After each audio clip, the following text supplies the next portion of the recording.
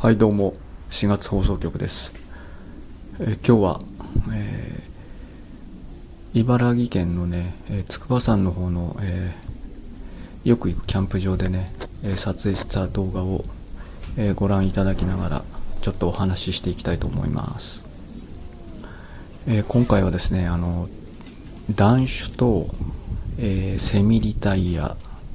そして、小食ですね。これをねちょっとテーマにねお話ししていきたいと思いますけれども、自分今、セミリタイヤということで、週に2日、アルバイトをしながら、親と同居をして、生活しているわけですが、このセミリタイヤする上でね、やっぱりねこのお酒をやめるっていうことはね、非常にこれキーポイントになると思うんですよね。で、まずね、セミリタイヤした場合ですね、すごい時間がね、できます。もうね、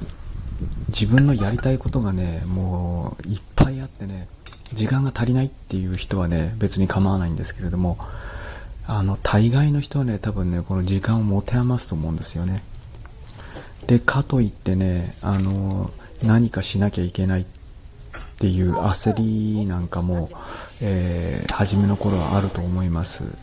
で、そういうところにね、こうお酒を飲む、環境状況をね作ってしまうと、これ完全にねアルコール依存症になるね可能性がね高いと思うんですよね。で、自分もね、そういうことがね大体分かっていたんで、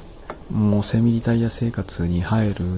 のだったら、お酒を控える、初めは控えるという気持ちでいたんですけれども、もうこれ断酒しかないなとね途中で思い始めて、それでもう今はね断酒をしております。